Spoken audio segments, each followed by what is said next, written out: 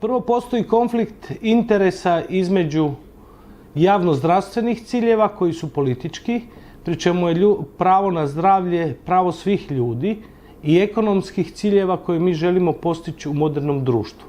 Znači, nijedna zemlja koja je puno bogatija nego što je Slovenija i Hrvatska ne može osigurati svome stanovništvu onoliku količinu zdravstvene zaštite koja je proklamirana u javnom političkom nastupu prema stanovništvu. Drugim riječima, političari 25 godina i u Sloveniji i u Hrvatskoj lažu građane ili narod da je moguće to ostvariti sa količinom novaca koje mi danas imamo na raspolaganju. Što to znači? To znači da količina novaca koju mi izdvajamo od ljudi koji rade ne može osigurati onoliko prava koliko bi građani htjeli da imaju. Dakle, Hrvati i Slovenci imaju jednaka prava kao što su ljudi u Švedskoj, Norveškoj, kao najbogatijim zemljama, Njemačkoj, Austriji, a nemamo iste ekonomske pokazatelje koji mogu osigurati taj rast i razvoj. Dakle, tu nastaje prvi problem. Kad bi mi rekli ljudima da oni ne mogu to dobiti iz količine novaca koje osigurava gospodarstvo, onda bi to došlo do toga da se ljudi bune. Prvo zbog toga što su naučili da je zdravstvo kao besplatno. Dakle, u socijalizmu su ljudi naučeni da sve što kad je u pitanju bolest i zdravlje bi oni trebali dobiti. Dakle, to nije moguće osigurati. Drugi problem koji se dešava, a još je više izražen u Hrvatskoj nego u Sloveniji, da ljudi koji upravljaju zdravstvom zapravo ne znaju nikakve ekonomske pokazatelje s kojima bi mogli voditi poduzeća koje se zovu bolnice. Drugim riječima, liječnici su školovani da bi bili liječnici, da bi liječili ljude, a nisu školovani da bi bili zdravstveni menadžeri. Da bi vi bili zdravstveni menadžer, vi morate proći školu. Kao što vozač osobnog automobila ne može voziti autobus ili kamion, ili pogotovo ne može voziti avion, tako i liječnici koji su školovani da liječe i operiraju ljude nisu školovani niti da budu nastavnici, a još manje da budu ekonomisti i da razumiju ono što rade. Dakle, liječnici kada proučavaju zdravlje čovjeka gledaju njegove vitalne pokazatelje. Gledaju sedimentaciju, krvnu sliku, gledaju enzime, proteine, rade različite testove, rade rentgen, rade CT, magnet i tako dalje, i oni iz tih pokazatelja znaju da li je čovjek bolestan ili zdrav. Isto tako, kada doktora stavite da vodi poduzeće, doktor koji ne zna vitalne pokazatelje poduzeća ne može poduzećem upravljati. Dakle, nijedan doktor vam ne zna pročitati bilancu, ne zna pročitati račun dobiti i gubitka. Dakle, on upravlja sa nečim zašto nije školovan ni licenciran. Ja ne tvrdim da liječnici ne trebaju biti zdravstveni menadžeri, ali liječnici moraju se školovati da bi znali upravljati poduzećem koji se zove bolnica. To poduzeće koje se zove bolnica ne bi trebalo biti poduzeće koje stvari dobit i profit, ali bi trebalo imati održivi ekonomski razvoj. Upravo zbog tih konflikta interesa, dakle na jednoj strani da imamo javno proklamirane ciljeve da je zdravstvo mora biti dostupno svima i da svaki čovjek zaslužuje da dobije zdravstvo i da ima pravo na zdravlje i mogućnost da to realizirate u praksi kroz ekonomsku kategoriju, a to je firma, poduzeće koje se bavi liječenjem ljudi, a zove se bolnica ili dom zdravlja ili medicinski centar, to nije moguće napraviti. Znači, tu nastaje prvi konflikt interesa. Drugi konflikt interesa koji pokazuje zašto zdravlje nije dobro, zašto zdravstveni sustav nije dobar ili je bolestan, je taj što ljudi u zdravstvenom sustavu ne rade svi jednako. Dakle, ne postoje pokazatelji s kojima bi vi mjerili učinak liječnika, medicinskih sestara, tehničara i svih sudionika u procesu liječenja zdravlja. Drugim riječima, oni imaju zagarantirane plaće i imaju neku pogodbu ili neki uvjet da bi trebali napraviti određenu količinu rada. Međutim, to se ne mjeri i njihova plaća zapravo nije vezana za to. E sad, gdje nastaje potreba za privatnim zdravstvom. Nastaje potreba za privatnim zdravstvom upravo zbog toga da se državni sustav koji je uljuljan u jednu sigurnost dobivanja posla i jednu sigurnost ostvarivanja prihoda u smislu plaća, zarade, beneficija i tako dalje, nema potrebu da se mijenja ako nema konkurenciju. Konkurencija se postiže tako da dobije privatno zdravstvo kao konkurenta. Nažalost, ni Hrvatska, ni Slovenija nije dobila u privatnom zdravstvu konkurenciju, zato što taj model privatnog zdravstva u Hrvatskoj je još lošije razvijen nego u Sloveniji. Drugim riječima, privatno zdravstvo je bilo mjesto gdje se legalizirala korupcija u počecima razvoja privatnog zdravstva. Dakle, vi neku uslugu niste mogli dobiti u bolnici, na nju ste dugo čekali, ali je doktor popodne radio u privatnoj klinici, on vas je tu pogledao, stavio vas je preko reda, završio je taj problem u državnoj bolnici i on je to naplatio u nekoj sivoj zoni. I taj model sa više ili manje sličnim obrascem je funkcionirao u svim postsocijalističkim zemljama.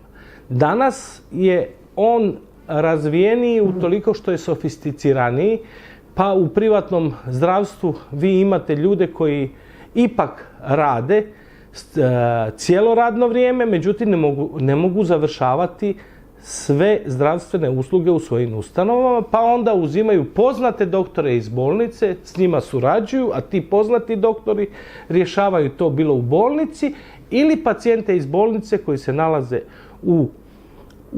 na nekim listama čekanja usmjeravaju u privatne institucije u kojima je to moguće riješiti bilo u jednodnevnoj kirurgiji ili dnevnoj bolnici. Znači, to je po meni jedan nakaradan, jedan nezdrav sustav i mislim da treba razdvojiti državno od privatnoga. Dakle, ljudi koji rade u državi ne mogu popodne raditi privatno.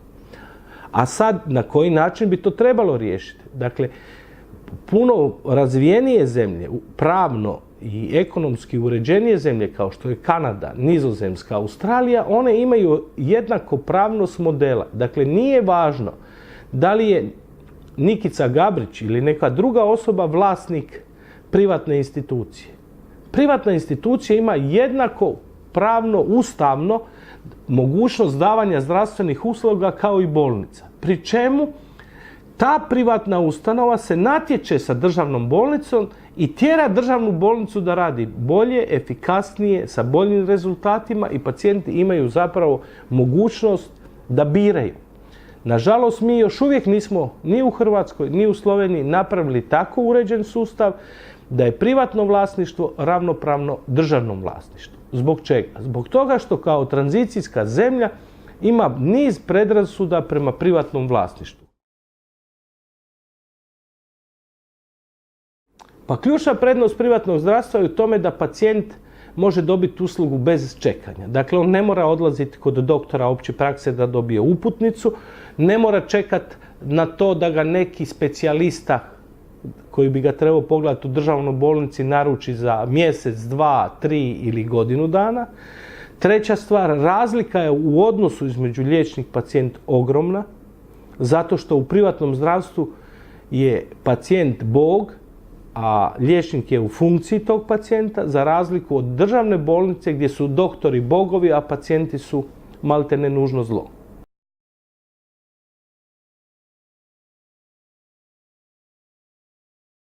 Dakle, zašto bi se sadašnje zdravstvo mijenjalo?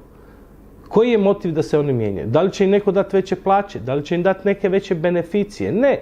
U državnom zdravstvu reforma se sastoji u tome da će ti doktori zbog pritiska i sve većeg broja ljudi koji trebaju zdravstvenu zaštitu morati više raditi za isto ili manje novaca. Ne za više novaca. I njihove liste čekanja su jako duge. Neće ih država nagraditi ako skrate liste čekanja. Neće ih država nagraditi ako rade dvostruko više pacijenata nego što sada rade. Međutim, činjenica je da u svakoj državnoj zdravstvenoj ustanovi ima barem 25% više ljudi nego što treba. I doktora, i sestara, i tehničara.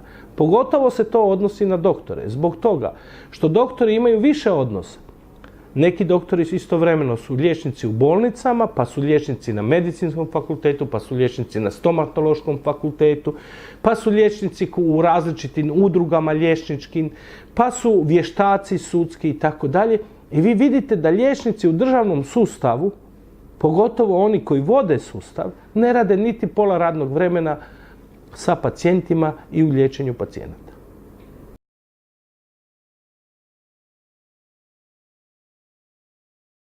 Slovenija je tu napravila bolji napredak od Hrvatske zato što je u upravljanje bolnicama i upravljanje zdravstvom uvela i druge struke i druge ljude koji trebaju pomoći da zdravstvo se bolje i racionalnije upravlja.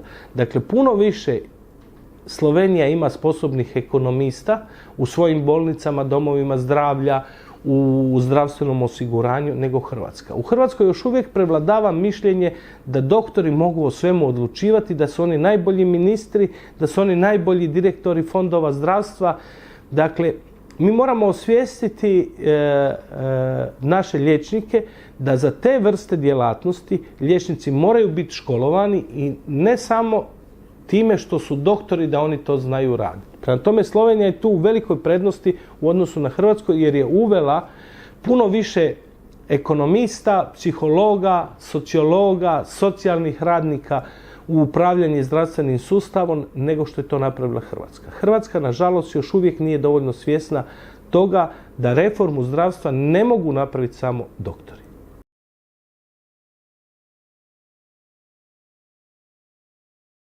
U svakom slučaju budućnost ovisi o našoj ekonomskoj situaciji. Ako Slovenija i Hrvatska budu uhvatile pravi evropski korak i budu razvijali svoju ekonomiju na takvoj razini, onda će ta ekonomija moći izdvojiti više novaca pa će zdravstvo biti bolje. Međutim, ne radi se samo sve o novcu. Jedan dio se radi o vrijednostima koje mi kao ljudi usvajamo.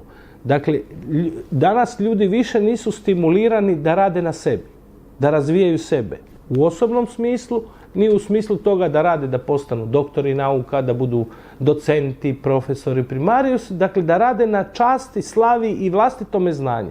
Većina ljudi je samo orijentirana materijalno i gleda kako može zaraditi više novaca. Ako ne može zaraditi novce u bolnici, onda njihov fokus interesa prelazi na neke druge fokuse i oni zapravo svoju energiju koju nose u sebi ne posvećuju razvoju zdravstva i razvoju sebe, nego dio svoje energije usmjeravaju u neke druge djelatnosti i neke druge aktivnosti koje bi im trebale donijeti bolji život sa više novaca.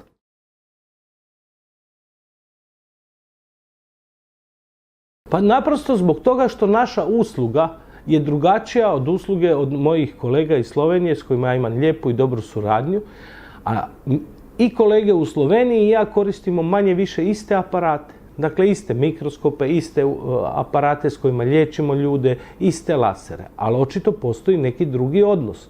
Taj odnos upravo je ključna stvar da kad pacijent dođe u privatnu ustanovu, on se tretira kao da je vaš najbliži, kao da je vaša mama, kao da je vaš tata, kao da je vaš mladić ili djevojka ili tako dalje.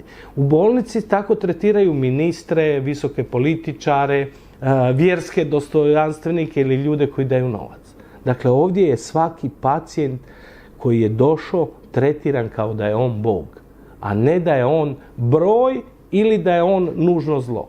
Dakle, mi ovisimo o tome da li će taj pacijent o nama dobro pričati, da li će biti zadovoljan, jer taj zadovoljan pacijent mobilizira 3-4 novih ljudi, a nezadovoljan pacijent će odgovoriti na desetke ljudi ako ne bude zadovoljan sa svojom uslugom. U bolnici se on nema kome niti žaliti, niti reći da je predugo čekao, da nije lijepo primljen, da nije doktor bio nasmijan, da sestra nije bila isto ljubazna, da je na to morao čekat.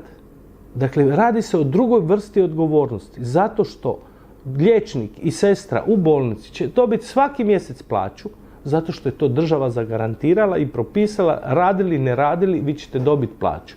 A ja kao privatnik koji je organizirao i ima 43 doktora, ja ne mogu podijeliti ovaj mjesec plaće ako moji doktori nisu dobro radili. A mi ćemo imati dovoljno posla ako budemo dobro radili, imali odličnu kvalitetu usluga, budemo ljubazni i budemo se oko svakog pacijenta trudili.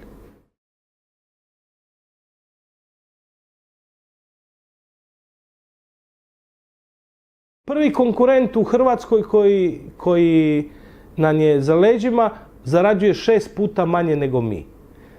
Prvi u Sloveniji koji je najbolji kod vas zarađuje 3,5 puta manje nego mi. Dakle, kad vi imate više od 60% tržišta, onda vam konkurencija zapravo nije uopće bitna. Dakle, problem svih tih konkurenata koji se mogu eventualno zvati konkurenti, to su ljudi koji imaju svoje privatne ustanove u kojoj imaju 1, 2 ili 3 najviše zaposlena doktora, ukupno zaposlenih 6, 7. Ja ovaj čas, u ovom trenutku, grupa Svjetlost ima 43 svoja oftalmologa koji ne rade za nikoga drugoga osim za Svjetlost i još imamo 80 ljudi koji su medicinske sestre, tehničari, ljudi koji rade u call centru, nabavi, prodaji, marketingu i tako dalje. Dakle, ja se ne bojim nikakve konkurencije u ovom prostoru zato što ne može nikad neki mali bend od 1, 2, 3 ili 4 svirača ili muzikanta pobijediti simfonijski orkestar.